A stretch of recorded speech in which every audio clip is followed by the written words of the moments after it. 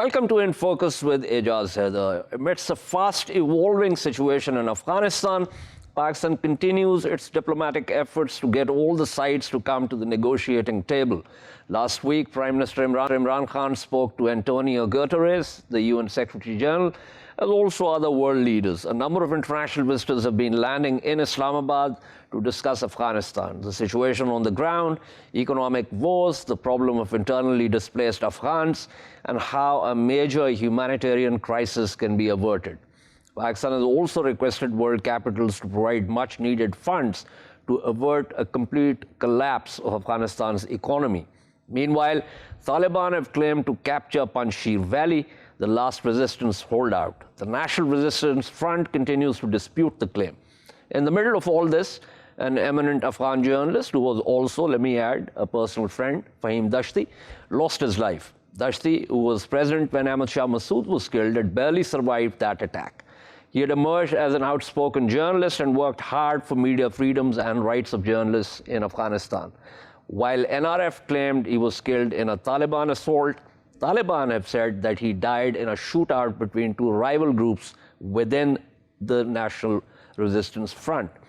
To discuss the situation further, I'm joined by James B., an award-winning journalist and a senior fellow at the Rajaratnam School of International Studies at Singapore's Nanyang Technological University, Musharraf Zaidi, founder and senior fellow at Tabad Lab, an Islamabad-based think tank, and Fahim Sadat, academic administrator and lecturer at Kardan University in Kabul. Thank you to the panelists here. Let me begin with Fahim Sadat here.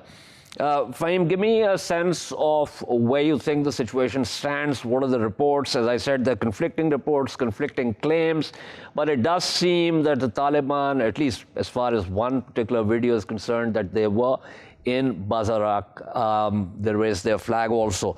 Anything new on that front? I think technically the Taliban have captured Panjshir province, but it also depends on how you define that geography. As a valley, there are still the outskirts and steeps of the valley which are with the resistance forces, and they are at certain strategic positions. But as a province, the province is captured because the provincial governor house is now with the Taliban. That is quite deep inside the Panjshir Valley. I think the Taliban are still trying to consolidate. The search operation is going on, and they are trying to have the situation under control because there is a fear of guerrilla attacks by the remnants of the resistance forces on the Taliban, which the Taliban are cautious of that and trying to strengthen their hold further on Panjshir, something we have to see. The leaders of the resistance are yet unknown. There are presumably rumors that some have fled to Tajikistan, and maybe Ahmad Massoud, the main leader of the resistance, is still in the hideout somewhere in Panjshir Valley, where there are a lot of such places where you could hide. In Kabul, there are right now protests going on by people. Overall, I think the Taliban are now controlling the whole of the country, but they are facing resistance and as well as demonstrations because they are at the same time facing a new Afghanistan, an Afghanistan where the people have changed, and it's not that easy to subdue the 38 million people unless their demands are heard. So at the same time, people are getting patient less with the announcement of the government that is being continuously delayed, and still Afghanistan is in a stateless situation. That is one of the reasons also that people are now concerned and coming out on streets. Okay, that's a good overview. Just one quick follow-up question. There are a couple of things that you have talked about that I'll get back to. But a follow-up question with reference to Panjshir. Given the terrain, there are these crisscrossing of sub-valleys in the area, which obviously make it difficult for an invader to try and capture ground. That was precisely why the late Ahmad Shah Massoud, during the Soviet invasion, could hold out for so long in Panjshir. And at least once the Soviet forces had actually captured large parts of the valley floor, but then they had to withdraw again. So I'm assuming that when you talk about how to define, being in Panjshir, that's what you're referring to. Well, it also depends that which route do you take to capture Panjshir. If you take the straight away route, which is a narrow street that goes to Panjshir, that would have been very, very difficult, and there would have been heavy casualties on the side of the Taliban. But as we see, there were some commanders from the north of Afghanistan who knew the geography, and they did not take the straight route to Panjshir, but instead they also used the mountainous ranges particularly from the Badakhshan side, and they had to cross the mountains and enter to the Barak province of the Panjshir, something that happened for the first time, because usually, even at the time of the Soviets, they had to go from the only plain way, that is a narrow street, where the opponents or the defenders of Panjshir were largely in the advantage. But this time, I think the Taliban used a different tactic, and that was not to take the plain road, but they had to cross certain mountains from certain other neighboring provinces and had to surprise the resistance also, and I think that played at their advantage. That's actually a very accurate assessment of the Taliban advance. It was not at just one single axis. There were multiple axes. For our viewers, let me also state that during the Soviet invasion, Panjshir was not an independent province, or vilayat as the provinces are called in Afghanistan. It used to be part of Parwan.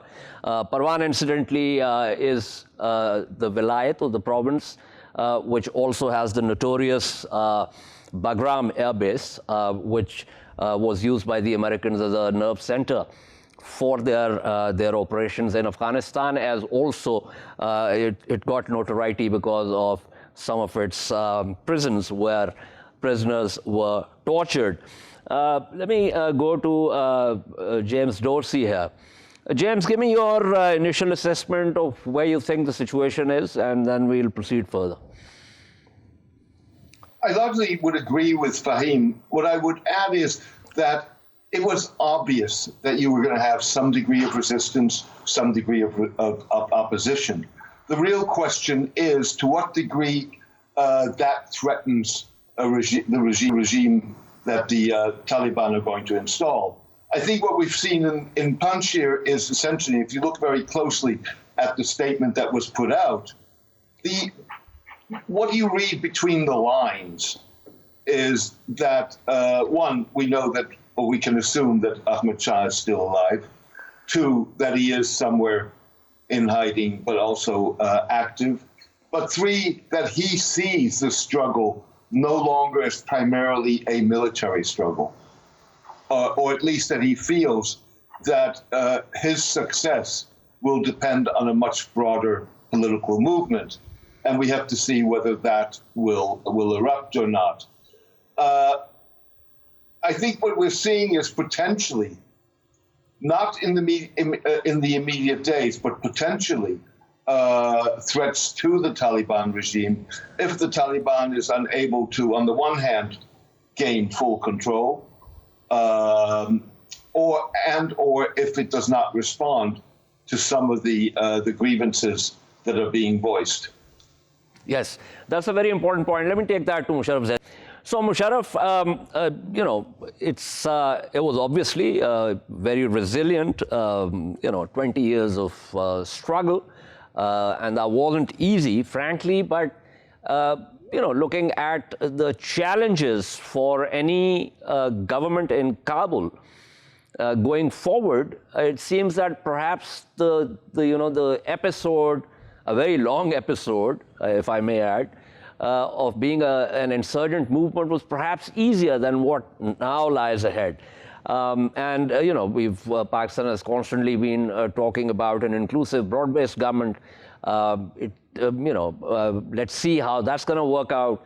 Fahim Dashti, who I mentioned, had tweeted, this was a few days before his death, that Taliban had offered a 50% share of power to the National Resistance Front. But he tweeted saying that this was not acceptable. So give me your sense of, the problems of forming the government, consolidating on the ground, finding the money to run the government, also keeping the human resource for that in Afghanistan, etc., etc. So what would you say to that? Well, I would say, Ijaz, it was very clear over the last couple of years that the Doha Shura and the leadership of the Taliban had somehow secured, whether it was in Doha or elsewhere in the caves of Bora Bora, but they had secured copies of Sun Tzu. But I think what has become clear over the last couple of weeks, and this may not align with many folks' thinking, at least in Pakistan, is that the opposition forces, those that are opposed to the Taliban in Afghanistan, principally Amrullah Saleh and the gang in Panjshir, have also checked out a different copy of Sun Tzu. Because in my mind, the Taliban have been suckered into Panjshir. Mr. Dorsey mentioned the idea of the Taliban having total control in Panjshir over a 40-year period, at least over the lifetime that we've witnessed what's been going on in Afghanistan. There is no such thing as total control.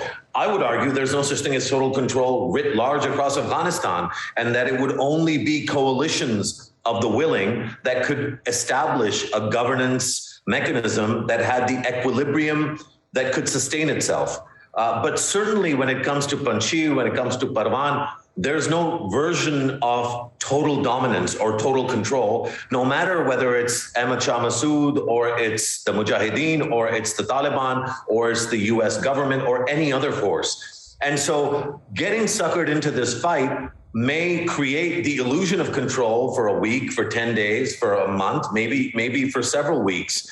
But I'm not sure that a sustainable governance, which is essential to the peace, that is the foundational principle on which the Taliban's appeal is built, at least for both foreign interlocutors, but especially for people in the rural areas of Afghanistan.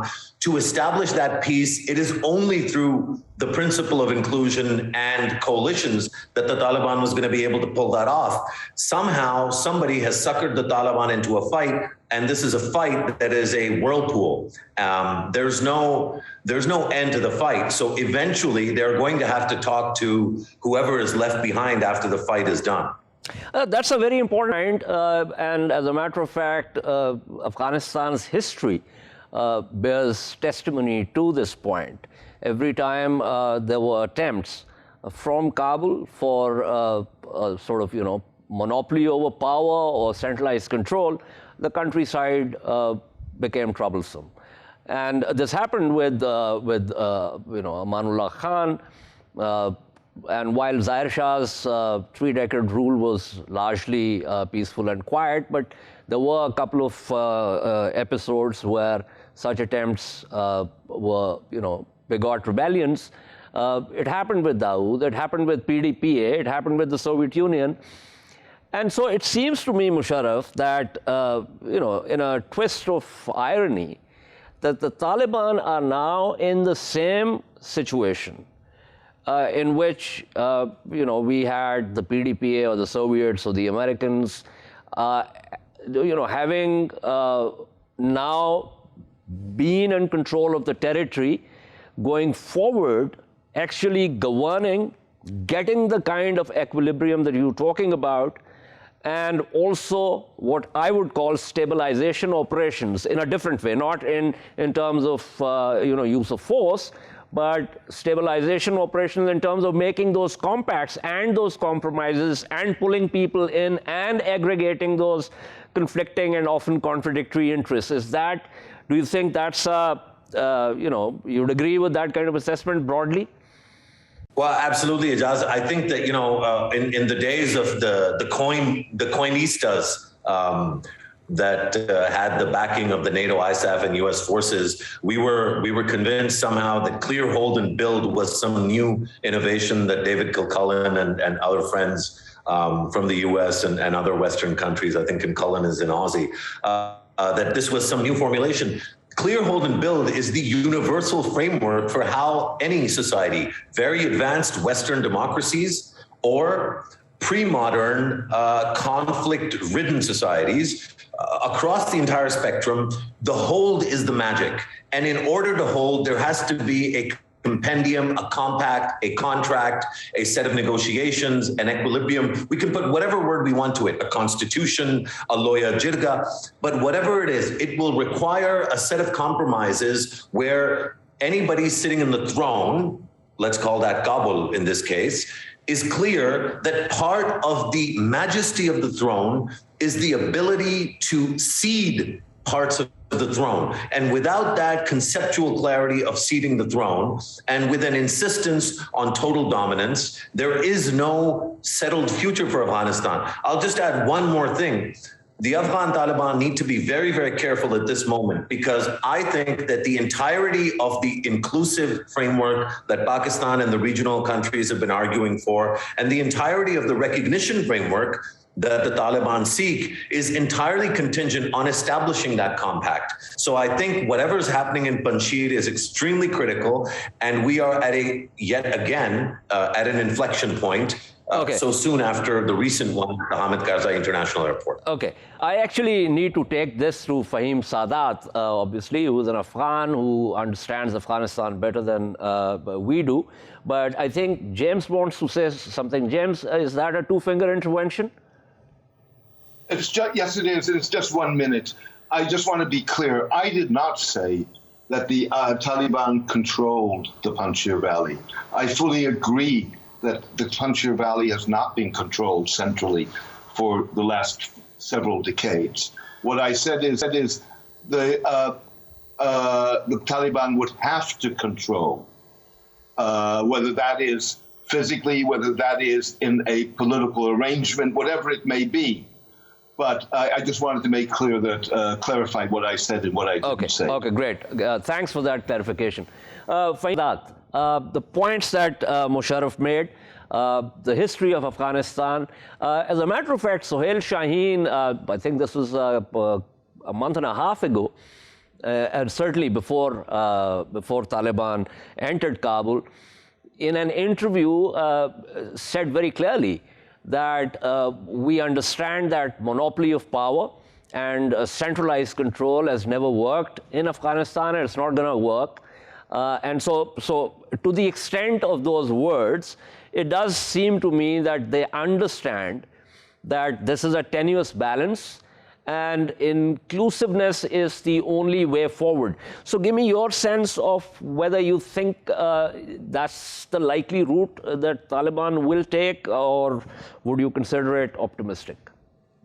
Well, the Taliban not only understands, but they experienced it, that a unilateral approach in Afghanistan can be problematic at times, because there are two reasons for that. Number one, Afghanistan is a multinational country. There are different ethnicities, and they always have a stake at the government and political affairs of Afghanistan.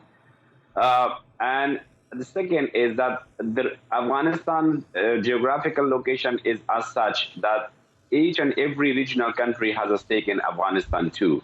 And those stakes are usually at times based on ethnic lines, and every ethnicity at times, if they want or decide to take up arms, there is definitely a donor or a country or a political party within a country who is willing to support them. So, and that makes it easier for certain segments of the society to take up arms anytime and stand against the government.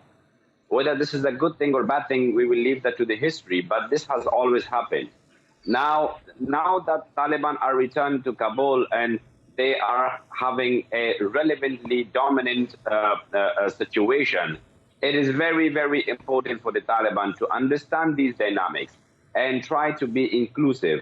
Right now, if we see since the start of the Taliban's return, there are sporadic demonstrations. And these demonstrations are not largely anti-Taliban demonstrations, but these are largely to tell the Taliban that you have to be inclusive. You have to listen to our demands, and you cannot have a unilateral approach in a sort of totalitarian government where you call all the shots. And I think the Taliban not announcing the formation of the government yet and working on the nature and composition of the government determines this issue that the Taliban are in a delicate situation and they do want to be cautious in forming any government, because the 38 million people and all the regional countries and the international community is looking at what type of a government will be announced by the Taliban. Whether it will be inclusive, wide-ranging, and a representative one, or whether it will be a unilateral sort of a Taliban group-based government.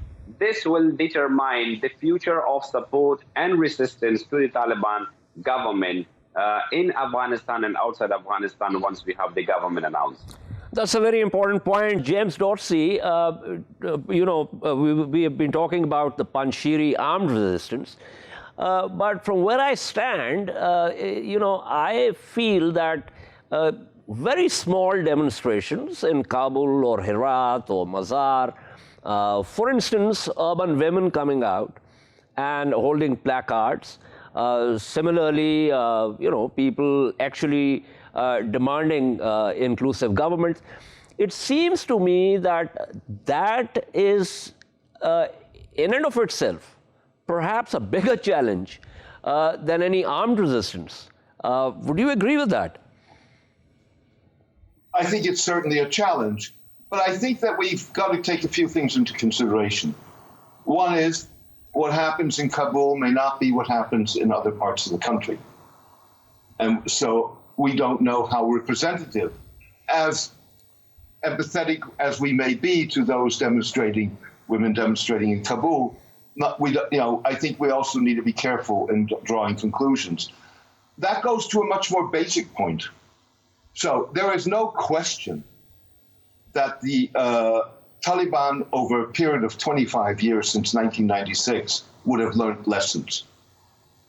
They have certainly learned the lessons of employing language and employing buzzwords that are key to keeping them in the discussion. What we've also learned is that we all agree on buzzwords, peace and whatever that may be, and we all have different definitions of that. So the real question is, do the Taliban deserve the benefit of the doubt, or do they have to prove that they mean what they say? And I would say it's the second thing. There is no reason why they should have the benefit of the doubt. They don't have a record that justifies the benefit of the doubt. So if this is indeed what you're saying, prove it, do it. And to be fair, they haven't had a lot of time. And it may be unfair towards them to say, well, you haven't proven it yet. They haven't even formed a government. So, for example, one of your guests, I think it was Fahim early on in the show, or maybe it was Mosharraf, who spoke about a 50%, or it was you quoting our colleague, that 50%, that the Taliban had offered 50% of the government. That's meaningless as long as we don't know what the structure of the government is and where the power in that government lies. So I think that we've really got to start, being skeptical, constructively skeptical, but nonetheless skeptical, rather than accepting all of this at face value. I think those are fair points, and I don't think there would be any disagreement with reference to that. But one of the issues, and I also have to wrap up the segment now, one of the issues that you talked about, which I think is very important with reference to what's happening in Kabul, is perhaps different from what's happening elsewhere. And, I was reminded of this recent long piece by Anand Gopal in the New Yorker, which is titled The Other Afghan Women. 70% of these other Afghan women who are not urbanites and who have not benefited in any way from the past 20 years when the US-led NATO forces were in Afghanistan. So, Musharraf, this is a huge chunk of population. It's not just women, it also includes men, that want nothing more than peace and quiet. Absolutely. I guess the corollary to that, Ijaz, is that where the U.S. Regime was able to establish peace and quiet, for example, in most of Kabul, there were humongous advancements in the ability of Afghan women, children, old men, old women, young women, to engage, to be upwardly, physically, socially, intellectually mobile. There was obviously a huge price. And so I think the question is, to what end would the peace that is afforded to the rural Afghanistan women and men, to what end would that serve? Would it serve to buttress and hold up an Afghanistan that is run in accordance with the ideals of the Kandahari Taliban? Or would it eventually lead to true liberty and freedom? And of course, I say this with consciousness that this is a struggle that even in a country like Pakistan, which is vastly more advanced than Afghanistan, but we do struggle with regional disparities, with a division between urban and rural. And the question as a human being, above national identity and rootedness in one's country or one's passport, the real question is, it's important for us to seek a kind of a peace and an equilibrium in Afghanistan that affords people the ability to live and not to die at the hands of whoever is killing them. But that peace then must also lead to a better human condition. Right. I now have run out of time for this segment. There are a number of other points that we could have discussed, but I suspect this is an issue that we'll be talking about more often in the coming weeks. I just hope for all the right reasons and not for all the wrong reasons. But for now, thank you, James Dorsey, Musharraf Zaidi, Fahim Sadat. We shall take a short break and return to discuss the suppression of political freedoms and dissent in Belarus. Stay with us.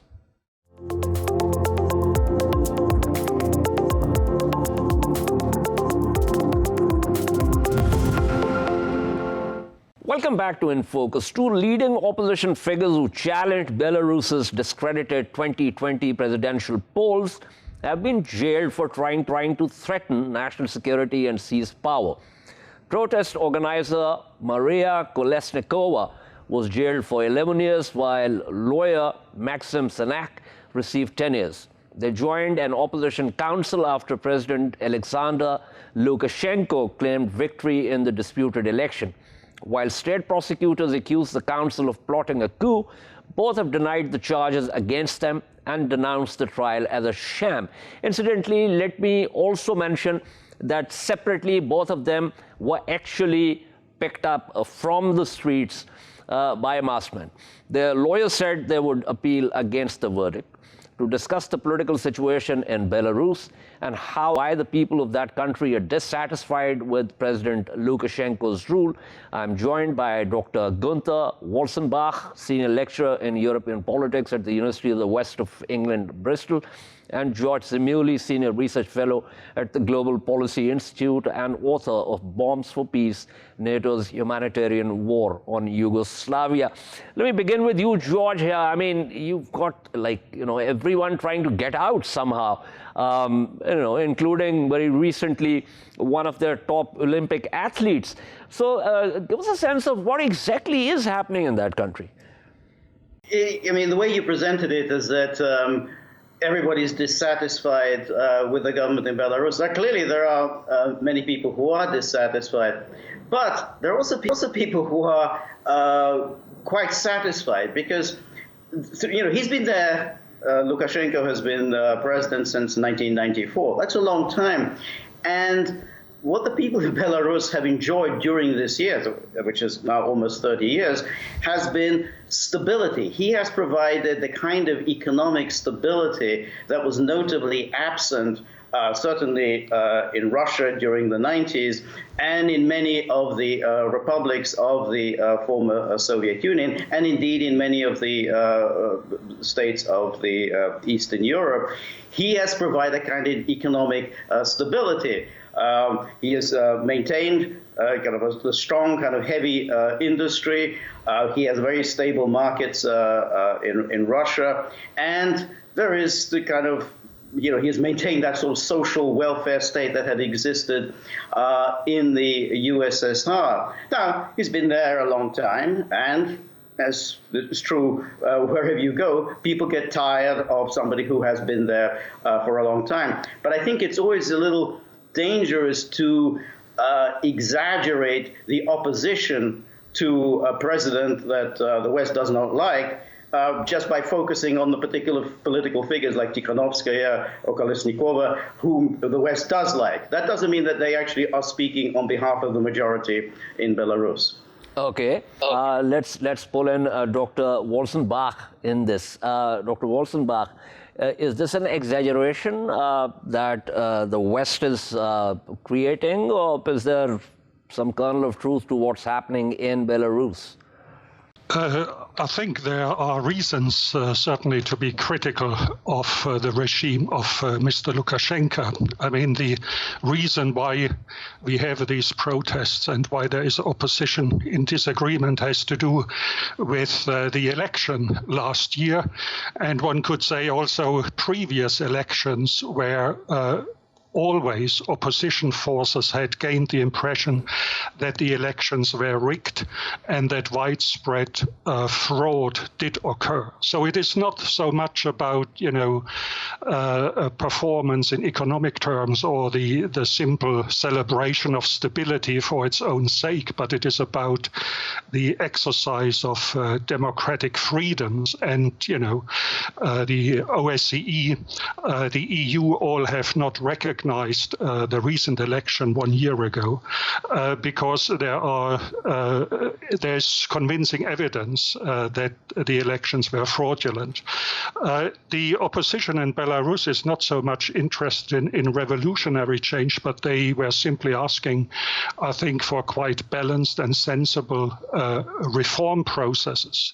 And they wanted to also engage Mr. Lukashenko himself into this dialogue. But all that was met with quite repressive hardline reaction, and that led to this situation that we are having now, that there is a kind of a standoff or another, fall of the relationship between Belarus and the West. This is not entirely new. That has happened before.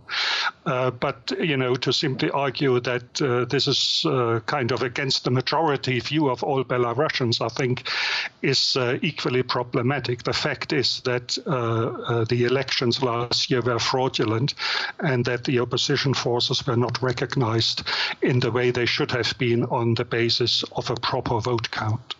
Right. Follow-up question before I go back to George Zamuli. There are critics of the Western position who also say that essentially because Lukashenko is close to Moscow, and so unlike the Ukrainians, this is the reason why the West has mounted this propaganda campaign against Lukashenko. Would you accept that? Is this just propaganda? I mean, you've talked about it, but what would you say to those critics? I don't think that that this is a campaign by the West. I think the reaction by the European Union and the West has been quite measured, and did, for example, not ask about regime change or anything of that nature. If you look at the official EU statements, what they're asking for is a sensible engagement with opposition forces, and also a release of obviously political prisoners, and that is at the root cause. There was also, of course, the action of the forcefully landed plane, where the West had a problem, as this was an obvious breach of international law. So what the EU and associated states are demanding from Belarus is simply a kind of a fair engagement with opposition forces. And that very much is in line with a sort of humanitarian agenda. It is not about, external imposition of rule or anything of that nature, or not recognizing, for example, the special relationship that Russia has with Belarus and so on. But, this is not the point. I think you are falling here a little bit a victim of the propaganda from the other side, which tries to skew the argument in a completely different direction. I think both opposition forces and Western commentary and political reactions have been quite measured in this particular case. Okay, George Zemuli. So Dr. Walzenbach has passed it down to some very basics, nothing extraordinary, just simply a demand that the opposition be consulted, that there should be a dialogue. It's got nothing to do with economy or anything major. It's not even about Lukashenko's closeness with Moscow. So is there a basic requirement for President Lukashenko to actually engage with the opposition instead of, sort of putting them into jails and through trials that lots of people say are sham trials? Well, let's look at the record. The record is that the Western countries have pumped in millions, tens of millions, hundreds of millions to support the opposition. Now, they're not doing it out of the goodness of their own hearts. They're not doing it because they're so overwhelmed by humanitarian impulses. They are doing it precisely because they want to cause regime change in Lukashenko. Well, of course, in public, they're not going to say it. I mean, that's absurd. Of course, they're not going to say anything like that. But the goal is to either remove him from power or to create a kind of so much social discontent, so much violence, aggravation within Belarus that Russia will be forced to intervene. And therefore, that would cause a crisis within Europe, a crisis. It would engineer more NATO hysteria, more demands for replenishing NATO's coffers and so on. So it's one or the other. Either create a crisis within Belarus, and that would But George, let me interject here because I also have to wrap up. Is that not reason enough? I mean, just taking your argument, wouldn't it be smart of President Lukashenko to defeat this strategy by simply engaging the opposition? He has engaged the opposition. I mean, that has happened. I mean, but the opposition isn't actually taking part in this. They want him gone. So there has been some engagement. I mean, he's talked about a new constitution. There hasn't been a great deal of cooperation from the opposition. The opposition simply wants him gone. Now, that just isn't going to happen. And so, yeah, there is this standoff. But ultimately, if you start pumping in from outside huge amounts of money to affect political change in another country, and then you keep imposing sanctions against that country, you're essentially going to cause a political explosion. And so that would always happen. Okay. Whenever in any country that's ever been tried. Okay, right. We have 2 points of view here, and there is no way that we can resolve it here in such a short time. But thank you so much to Dr. Gunther Walzenbach. Thank you, as always, to George Zemuli for his insights. This is all from In Focus this evening. We shall see you tomorrow at the same time. Keep following our latest updates on social media at indus.news. Good night and goodbye.